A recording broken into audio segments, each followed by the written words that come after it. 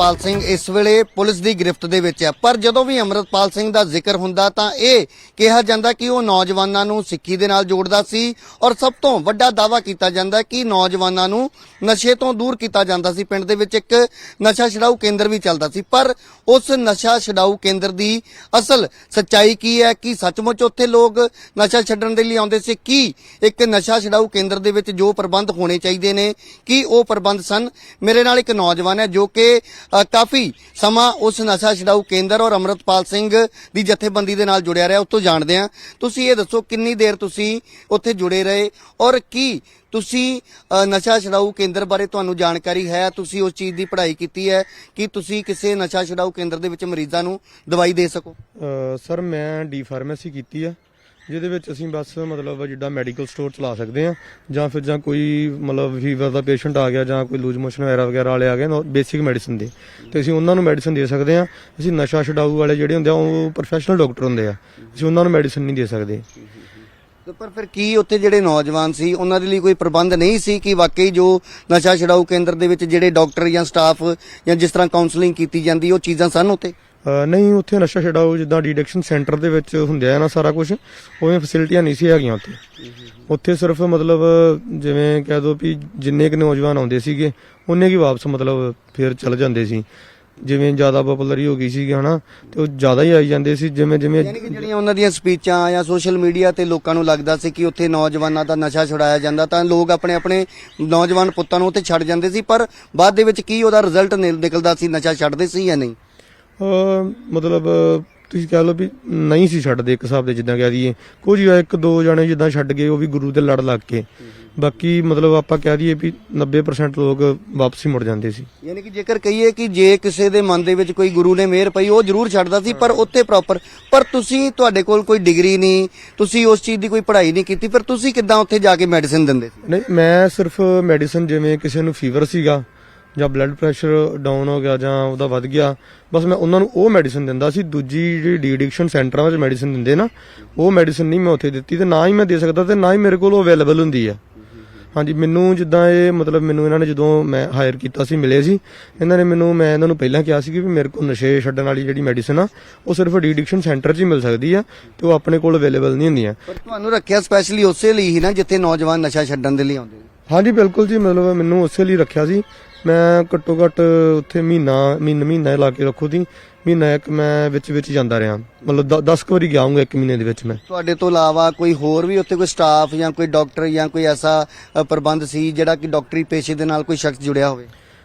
ਨਹੀਂ, ਉੱਥੇ ਇਦਾਂ ਦਾ ਤੇ ਮਤਲਬ ਕੋਈ ਹੈ ਨਹੀਂ ਸੀ ਜਿੱਦਾਂ ਪੱਕਾ ਕਹਿ ਦਈਏ ਨਾ ਆਪਾਂ ਕੋਈ ਉੱਥੇ ਪ੍ਰੋਫੈਸ਼ਨਲ ਡਾਕਟਰ ਰਹਿੰਦਾ ਹੋਵੇ ਜਾਂ ਉੱਥੇ ਕਰ ਉਹ ਉਵੇਂ ਦਾ ਕੁਝ ਨਹੀਂ ਸੋਚਿਆ। ਫਿਰ ਕੁੱਲ ਮਿਲਾ ਕੇ ਕੀ ਸਮਝਿਆ ਜਾਵੇ ਜਿਹੜਾ ਕਿਹਾ ਜਾਂਦਾ ਸੀ ਕਿ ਨੌਜਵਾਨਾਂ ਨੂੰ ਨਸ਼ਾ ਛੁਡਵਾਇਆ ਜਾਂਦਾ, ਇਹ ਸੱਚ ਸੀ ਜਾਂ ਝੂਠ ਸੀ ਜਾਂ ਉੱਥੇ ਸੱਚਮੁੱਚ ਕੋਈ ਇਦਾਂ ਦਾ ਪ੍ਰਬੰਧ ਨਹੀਂ ਸੀ? ਮਤਲਬ ਪ੍ਰਬੰਧ ਤਾਂ ਉੱਥੇ ਜਿਵੇਂ ਨਸ਼ਾ ਛਡਾਊ ਵਾਲਾ ਜਿਹੜਾ ਡੀ ਐਡਿਕਸ਼ਨ ਸੈਂਟਰ 'ਚ ਹੁੰਦਾ ਉਵੇਂ ਦਾ ਪ੍ਰਬੰਧ ਉੱਥੇ ਕੁਝ ਨਹੀਂ ਸੀ ਹੈਗਾ।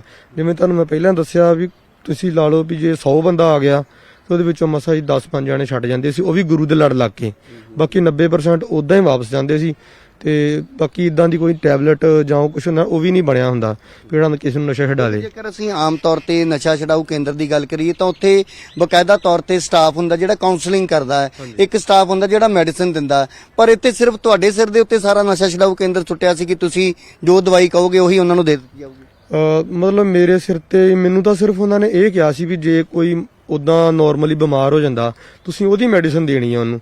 ਨਸ਼ਾ ਛਡਾਊ ਵਾਲੀ ਤਾਂ ਮੈਂ ਉਹਨਾਂ ਨੂੰ ਪਹਿਲਾਂ ਹੀ ਕਲੀਅਰ ਕਰਤਾ ਸੀਗਾ ਵੀ ਉਹ ਮੈਡੀਕਲ ਕਿਸੇ ਮੈਡੀਕਲ ਸਟੋਰ ਤੇ ਉਪਲਬਧ ਨਹੀਂ ਹੁੰਦੀ ਤੇ ਨਾ ਹੀ ਉਹ ਮੈਡੀਸਿਨ ਮਤਲਬ ਉਸ ਡੀ ਐਡਿਕਸ਼ਨ ਸੈਂਟਰ ਦੀ ਸਿਰਫ ਹੁੰਦੀ ਆ। ਹਾਂਜੀ, ਇੱਕ ਹੋਰ ਗੱਲ ਸਾਹਮਣੇ ਆਈ ਹੈ ਕਿ ਜਿਹੜੇ ਨੌਜਵਾਨ ਉੱਥੇ ਵੀ ਆਉਂਦੇ ਸੀ, ਉਸ ਤੋਂ ਇਲਾਵਾ ਹੋਰ ਵੀ ਬਹੁਤ ਸਾਰੇ ਨੌਜਵਾਨ ਜਿਹੜੇ ਪੁਲਿਸ ਦੀ ਗ੍ਰਿਫਤ ਦੇ ਵਿੱਚ ਆਏ ਨੇ ਉਹ ਵੀ ਕਿਸੇ ਨਾ ਕਿਸੇ ਨਸ਼ੇ ਦੇ ਆਦੀ ਸੀ।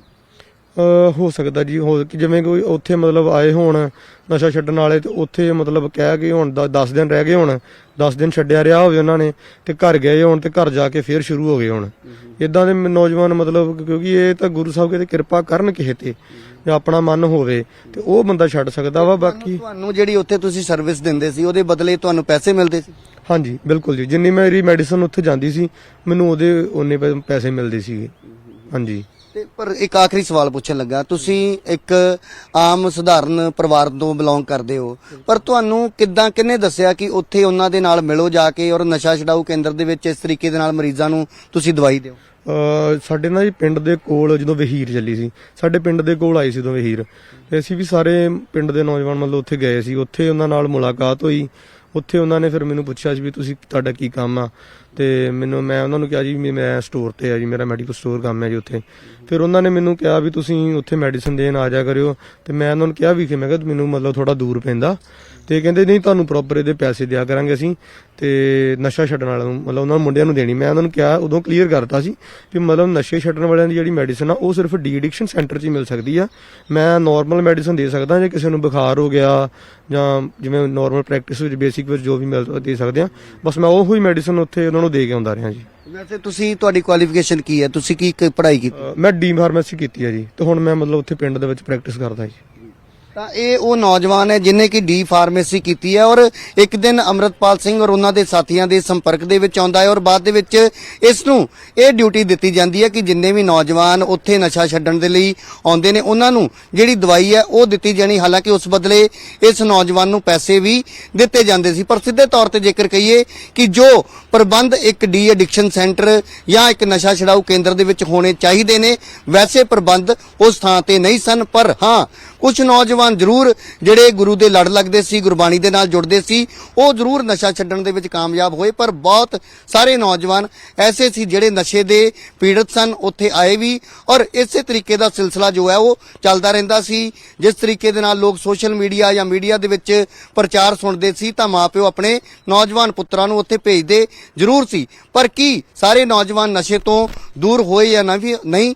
ਉਹ ਇਸ ਨੌਜਵਾਨ ਦਾ ਜਿਸ ਤਰੀਕੇ ਦਾ ਦਾਅਵਾ ਹੈ ਕਿ ਉੱਥੇ ਪ੍ਰਬੰਧ ਕਿਸ ਤਰੀਕੇ ਤੇ ਸੀ, ਤਾਂ ਉਸ ਤੋਂ ਸਾਫ਼ ਤੌਰ ਤੇ ਅੰਦਾਜ਼ਾ ਲਗਾਇਆ ਜਾ ਸਕਦਾ ਕਿ ਡੀ ਐਡਿਕਸ਼ਨ ਸੈਂਟਰ ਜਾਂ ਨਸ਼ਾ ਛਡਾਊ ਕੇਂਦਰ ਦੇ ਜਿਹੜੇ ਦਾਅਵੇ ਕੀਤੇ ਜਾਂਦੇ ਸਨ ਉਹ ਕਿੰਨੇ ਕੁ ਸਹੀ ਨੇ। ਕੈਮਰਾਮੈਨ ਹਨੀਸ਼ ਕੁਮਾਰ ਦੇ ਨਾਲ ਰਾਜੀਵ ਸ਼ਰਮਾ, ਨਿਊਜ਼ 18 ਅੰਮ੍ਰਿਤਸਰ। ਤਾਂ ਇਹ ਉਹ ਨੌਜਵਾਨ ਹੈ ਜੋ ਉੱਥੇ ਕੰਮ ਕਰਦਾ ਸੀ, ਡੀ ਫਾਰਮੇਸੀ ਕੀਤੀ ਹੋਈ ਹੈ, ਉੱਥੇ ਨੌਜਵਾਨ ਜਾਂਦਾ ਸੀ। ਜਿਸ ਤਰੀਕੇ ਨਾਲ ਉਸਨੇ ਦੱਸਿਆ ਕਿ ਜਿਸ ਨਸ਼ਾ ਛਡਾਊ ਦਾ ਕੇਂਦਰ ਦਾ ਜ਼ਿਕਰ ਹੁੰਦਾ ਸੀ, ਅਸਲ ਦੇ ਵਿੱਚ ਉਹ ਪੂਰਾ ਨਸ਼ਾ ਛਡਾਊ ਕੇਂਦਰ ਨਹੀਂ ਸੀ। ਉੱਥੇ ਨੌਜਵਾਨਾਂ ਨੂੰ ਲਿਆਂਦਾ ਜ਼ਰੂਰ ਜਾਂਦਾ ਸੀ ਜਾਂ ਆਪਣੀ ਮਰਜ਼ੀ ਨਾਲ ਨੌਜਵਾਨ ਆਉਂਦੇ ਸੀ, ਕੋਸ਼ਿਸ਼ ਕਰਦੇ ਸੀ ਨਸ਼ਾ ਛੱਡਣ ਦੀ, ਪਰ ਕਿਉਂਕਿ ਕੋਈ ਆਥੋਰਾਈਜ਼ਡ ਡਾਕਟਰ ਨਹੀਂ ਸੀ ਤਾਂ ਇਸ ਕਰਕੇ ਉਹਨਾਂ ਨੂੰ ਕਿਸੇ ਤਰੀਕੇ ਦੀ ਨਸ਼ਾ ਛੱਡਣ ਵਾਲੀ ਦਵਾਈ ਨਹੀਂ ਦਿੱਤੀ ਜਾਂਦੀ ਸੀ। ਕੁਝ ਨੌਜਵਾਨਾਂ ਨੇ ਨਸ਼ਾ ਛੱਡਿਆ ਜਿਨ੍ਹਾਂ ਨੇ ਅੰਮ੍ਰਿਤ ਛਕ ਲਿਆ, ਪਰ ਜ਼ਿਆਦਾਤਰ ਨੌਜਵਾਨ ਉੱਥੋਂ ਵਾਪਸ ਚਲੇ ਗਏ। ਇਹ ਜ਼ਿਕਰ ਇਸ ਲਈ ਵੀ ਕਿ ਨਸ਼ਾ ਛਡਾਊ ਕੇਂਦਰ ਦਾ ਬਹੁਤ ਵੱਡੇ ਪੱਧਰ ਤੇ ਜ਼ਿਕਰ ਹੋਇਆ ਪਿਛਲੇ ਦਿਨਾਂ ਦੇ ਵਿੱਚ। ਅੰਮ੍ਰਿਤਪਾਲ ਸਿੰਘ ਦੇ ਸਾਥੀਆਂ ਵੱਲੋਂ ਇਸ ਚੀਜ਼ ਦਾ ਵੱਡੇ ਪੱਧਰ ਤੇ ਜ਼ਿਕਰ ਕੀਤਾ ਗਿਆ ਕਿ ਉਹ ਤੇ ਨਸ਼ਾ ਛਡਾਉਣ ਦੇ ਲਈ ਕੰਮ ਕਰਦੇ ਸੀ, ਪਿੰਡ ਦੇ ਵਿੱਚ ਨਸ਼ਾ ਛਡਾਊ ਕੇਂਦਰ ਖੋਲ੍ਹਿਆ ਸੀ, ਹੋਰ ਥਾਵਾਂ ਤੇ ਵੀ ਖੋਲ੍ਹਣ ਦਾ ਪਲਾਨ ਸੀ ਜਾਂ ਖੋਲ੍ਹੇ ਜਾ ਰਹੇ ਸੀ। ਇਸ ਚੀਜ਼ ਦਾ ਜ਼ਿਕਰ ਉਹਨਾਂ ਵੱਲੋਂ